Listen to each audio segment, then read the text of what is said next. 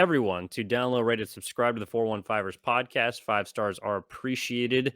Evan Giddings and Marc Grandy coming at you 3 times a week on the Odyssey Sports Podcast Network with 95.7 The Game.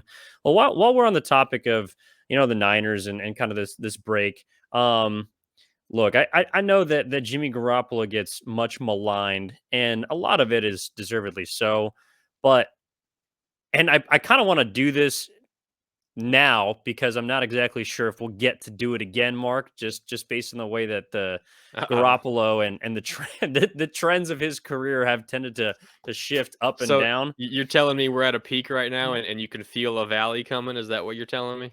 If you told me that Valley was coming, I would absolutely believe you. But Fair enough. but the point remains that Jimmy Garoppolo is he's quietly putting together like a pretty damn good season for the 49ers right now. And he's thrown 2 touchdowns in each of his last 4 games. And I just want to throw these numbers at you and see what you think, see what the people think. I'm not saying that Jimmy Garoppolo is all of a sudden a great, elite top 5 quarterback in the league. All I'm saying is that these numbers, and I'm going to go through a couple of Pro Football Focus statistics along with some baseline ones. So we're going to have quarterback rating. We're going to have big time throws, which are based on throws into tight windows, big situations. Generally, the best quarterbacks in the league lead in that category, along with turnover worthy throws, which is something that is generally attributed to Jimmy Garoppolo, sometimes unfairly, as well as bad throw percentage, which is something sort of created to figure out how many throws are just, not on target, dirted, bad, this, that, and the other. So first, big time throws this year, Jimmy Garoppolo has made 11 of them. That is the same amount as Joe Burrow. That is more than Jalen Hurts, of course, on the 7-0 Eagles. It's more than Kirk Cousins, a quarterback that Garoppolo is always kind of linked with just due to his head coach, along with Tua Tagovailoa. We're talking about the amount of weapons that the Dolphins have in Jalen Waddle and Tyreek Hill. Well, Jimmy Garoppolo's got more big-time throws than Tua this season. Quarterback rating, 100.8 right now for Jimmy Garoppolo. That is better than Aaron Rodgers, who granted has not been playing that well this year, but is a 2-time MVP in back-to-back years. Lamar Jackson, who had a solid, very, very good start to the season for the Baltimore Ravens, has kind of waned a little bit lately, along with Justin Herbert, who everyone has kind of crowned early in his career as being the next, Josh Allen, Mahomes type quarterback. Well, Jimmy Garoppolo's got a better quarterback rating than all 3 of those guys. Now, okay, you're saying, all right, I get it. You're kind of padding stats, this, that, and the other. Well, if you look at the areas where Jimmy G struggles, like his goal line interception against Kansas City, turnover-worthy throws, this year he has fewer turnover-worthy throws than Patrick Mahomes and Josh Allen. And now those guys can make up for it with the big-time plays that they make. But if you're worried about Jimmy Garoppolo giving up the football, it doesn't happen as much as you might think. And finally, bad throw percentage. The only man in the league with a worse bad throw percentage than Jimmy Garoppolo this year is Geno Smith, which may say something about the Seattle Seahawks quarterback and how well he's playing this year, but also to me says a little bit about Jimmy Garoppolo and him not putting the 49ers in as many disadvantageous positions through the first 8 weeks as he has in years past. So I'm just throwing those numbers at you. I'm not saying Jimmy G is going to be an all-pro this year. All I'm saying is that Garoppolo has quietly put together a better season than a lot of people, I think, are giving him credit for heading into the bye week. In general, I agree. I mean, Jimmy Garoppolo is playing better. I mean, he's on pace to be not quite as solid. It looks like as the 2019 year when the team went to the Super Bowl. If he's about halfway through the season, he's only played in 7 of the games, 6 starts, but 7 games, 11 touchdowns, 4 interceptions. I mean, if you just extrapolate that out, he's going to throw for more touchdowns than he did last year. He'll throw for fewer interceptions, but of course things can change. So I think there's no doubt that he's off to a better start to the season than he was last year, the year before, and it's probably not quite as good, not quite as high powered as the 2019 offense. He's likely going to turn the ball over fewer times than he did back in 2019, but he's not going to throw for as many yards. He's not going to throw for as many touchdowns. He threw for 27 touchdowns back in 2019. I think people forget that. But I am curious, though, what the Christian McCaffrey effect will be on Jimmy Garoppolo, because, and look, the Rams are not world beaters by any means. I don't think they're going to make the playoffs this year. Me But neither. I mean that was by metrics the fifth best game that Jimmy Garoppolo has played as a 49er. That game against the Rams. Yeah, no, I mean he's playing really well. I do also think I'm not just, all on one fell swoop wiping away all of those stats you just laid out because there's obviously something to them, but I also think that the Kyle Shanahan offense kind of has a way of tricking some of those metrics.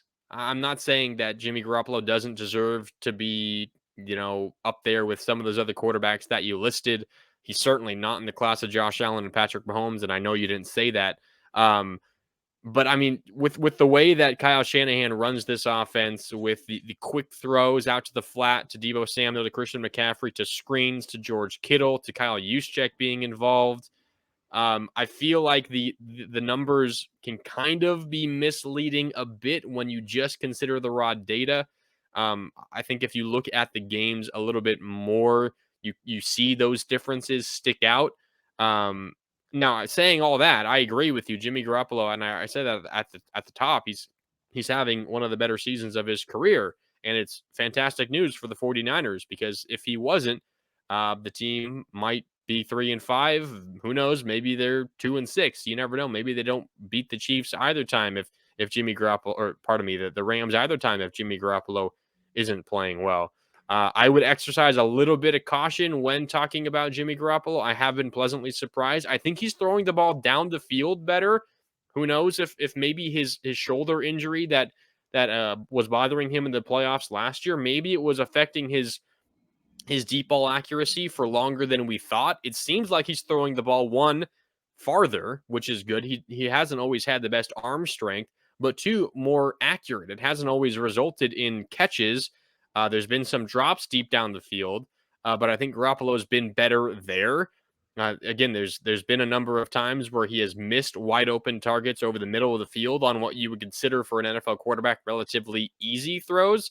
But for every one of those, there's maybe 4 or 5 really good, accurate throws over the middle. He's certainly playing better, but I would exercise just a little bit of caution when we talk about some of the other quarterbacks that have some of those similar advanced numbers as he does, because I think the Shanahan offense has an ability to kind of inflate those numbers just a little bit. Oh no, they certainly do. But isn't it the point of every single head coach to do for their quarterback? 100%. Yeah. Okay, so we're watching, and look, I'm not saying Jimmy Garoppolo is in the class of some of those guys, and I would hope that the context of those stats would give you that. But okay, so like we're watching the Kansas City game, right? hmm How many of those throws do you think Patrick Mahomes is making down the field against You, the 49ers? you mean in specific to that game, how many throws down the Yes, field did he make? yes, Mm, probably like 10, right? Roughly 10. I was gonna say like 5. Okay, well, if 15 plus yards, Patrick Mahomes was like 10 for 11 against the 49ers. Hmm. But the majority of those throws are to wide open receivers. Now, that was a bad game for the 49ers defense, but there were very few tight window throws that Patrick Mahomes had to make, although he did make down the field. Tua Tagovailoa, who's a player that currently leads the league in quarterback rating. He's 112, is throwing to guys down the field. That's true. But Tyreek Hill and Jalen Waddle have some of the most separation of any wide receiver duo in football. Patrick Mahomes is throwing down the field to players that are open. Um, there are players like Jalen Hurts. I don't know if you had a chance to check out the Steelers game. He made a couple of great down the field throws to AJ Brown, turning into touchdowns. The majority of their offense is built on creating space intermediate to underneath. A lot of screen passes set up, tight ends, running backs. Like I understand that we get lost sometimes in what Kyle Shanahan does for Jimmy Garoppolo, but I think we also need to take a little bit of a step back sometimes and think about what opposing offenses do for their quarterbacks. That doesn't mean that Jimmy Garoppolo is a top 10 quarterback, but it does mean that the goal in football is to put your player in as good a position as possible in Jimmy G, who, by the way, has been playing behind an offensive line that has been large in part for the majority of this year in the bottom half of the league when it comes to grades all around. They have moved up. They've been playing better this week. They did not allow many pressures against the Rams, but they have been a offensive line that's simply banged up. So he doesn't have the best group in front of him. And I just feel like he's been performing well enough for me to sort of explain or put it into perspective for some people who, similar to you, have watched Jimmy Garoppolo for a long time, don't really believe in him as a Super Bowl caliber quarterback. I don't necessarily either. All I'm saying is that if they're going to be successful this season, Jimmy Garoppolo will have to continue to play at this level, and he might even have another level if Christian McCaffrey can continue to play at that rate, at that place that he did against the Rams. Because, look, having one of, like you said, having a guy you can simply dump the ball off to a yard behind the line of scrimmage and have him go get 12, that's a weapon that not every that's a place that not every quarterback has in the league. Mhm. And now Jimmy Garoppolo, we've seen one game with it. So to say that he's maybe not on pace to be at 2019, I understand statistically touchdowns. Yeah, he may not throw as many, but I do think that there is a chance that this year, with the rest of the way, now having his quote unquote OTAs and training camp period out of the way, there is a chance that Jimmy G could be the best version of himself this year. Yeah, it's possible. I do have a question for you. I'm not sure if you'll be able to find the statistic. You mentioned Mahomes in that game against the Niners on what throws 15 or more yards down the field was 10 for 11. How many such throws did Jimmy Garoppolo have in that game? If you're able to find that stat, um, that would be interesting because I feel like where things do change, and you talked about turnover worthy plays and turnover worthy throws, and the rate at which different quarterbacks do that. And that's all well and good, but I think where there is a difference in terms of how these quarterbacks are graded and how we might think of them in terms of the stats, it is whether every throw, the average throw that these quarterbacks are making are not equal. Jimmy Garoppolo's average throw has I'm sure, and I don't have the stats in front of me, but I'm sure they'd back this up, or have a much shorter depth of target than the average Patrick Mahomes throw, than the average Josh Allen throw. And I know that's factored into some of those statistics, but you have to take that into account as well when you're thinking about all of this. I do agree with you that Garoppolo is playing much better, but I would argue, what makes up for the difference in how we think about Josh Allen versus Jimmy Garoppolo when some of their advanced metrics are relatively similar. And I would argue it's the offenses that Kyle Shanahan and Sean McDermott run. I think that factors into it a lot. So I do think we have to take those things into account.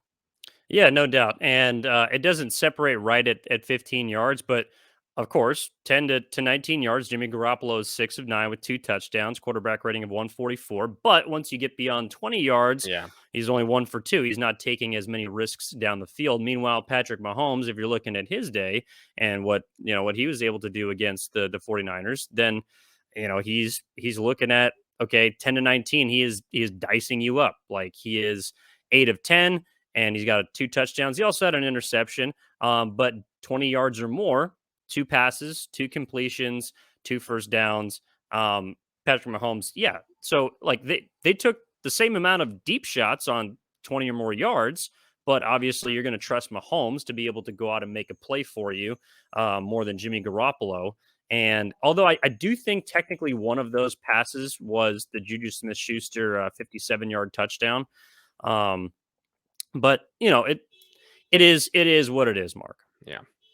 Yeah, I agree. I think that it's interesting to see how this offense is going to be different. After the bye with Christian McCaffrey, with Debo Samuel likely back, I do think there's a chance that we see a more efficient Jimmy Garoppolo than we did in the first half of the season. And all in all, it was a relatively positive first half of the season for Jimmy Garoppolo. So I agree there is a chance that we could see, maybe Jimmy Garoppolo's best self.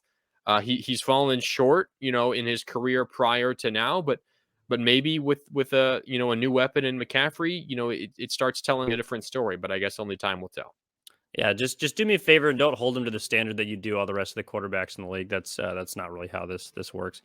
Um, do what What? Keep no, I'm just, I mean, no one considers Jimmy Garoppolo to be an elite quarterback. So I mean, no one is expecting that from Oh, him. it seems like So you do though. It seems like you do when he doesn't make the plays that you want him to make.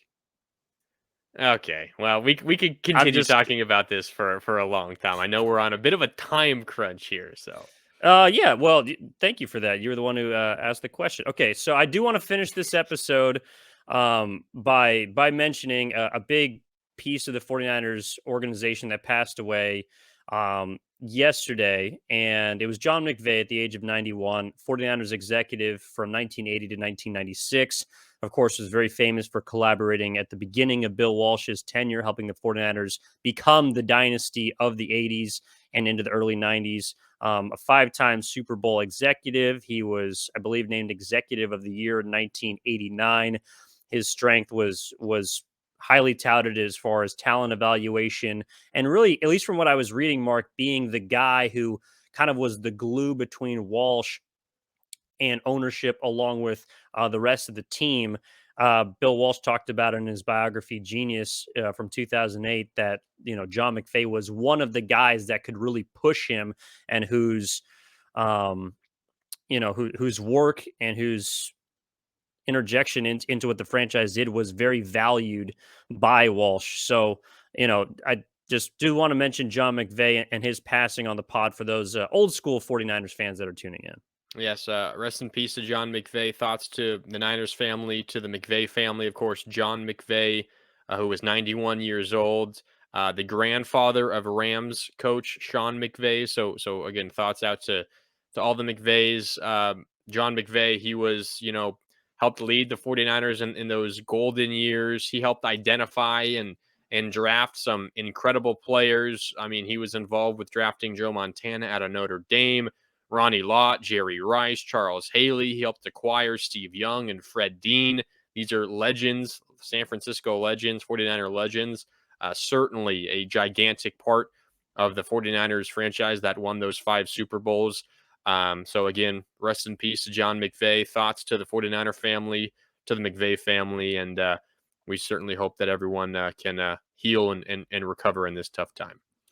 Also kind of cool, Mark. A story that I saw when I was just kind of reading, um, the fact that John McVay, so he was a head coach before he joined the 49ers as an Yeah. executive with the New York Giants, and he was, of course, the head coach that was involved in, depending on which side of the fan base you're on, the miracle at the Meadowlands or the fumble in 1978.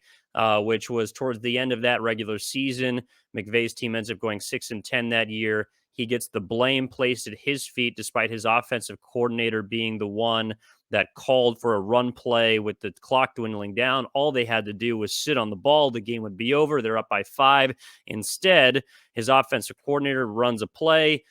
Running back coughs it up. Herm Edwards, you play to win the game, goes down the other way, and Scoopin scores it for a touchdown. And everyone in New York is very, very sad. Everyone in Philadelphia is very happy, and McVay gets all the blame. So he goes from that, of course, to 5 Super Bowls. And I'm sure that a lot of the experiences that he felt being the scapegoat for something that wasn't his fault helped turn into a success in San Francisco, and was able to learn from that. So I don't know. I thought that was a pretty cool story, and one that I saw pretty frequently on most of the pieces written about him. That is interesting. I mean, just imagine if, say, the miracle at the Meadowlands never happened. Maybe the Giants don't fire John McVay. Maybe the Niners dynasty that won 5 Super Bowls doesn't happen. I mean, you never know. I mean, that, the miracle at the Meadowlands could have been a direct lead in to the 49ers dynasty. We will never know, but certainly rest in peace to John McVay, a legendary figure in football in the 49ers organization, and he will be missed. No doubt, no doubt. Well, that wraps up this episode of the 415ers. We appreciate you sticking around. Make sure to download, rate, and subscribe to the podcast. Evan Giddings and Mark Granny will be back with you on Friday, and then into the official bye week for the 49ers. So thanks for sticking around, and we'll talk to you next time.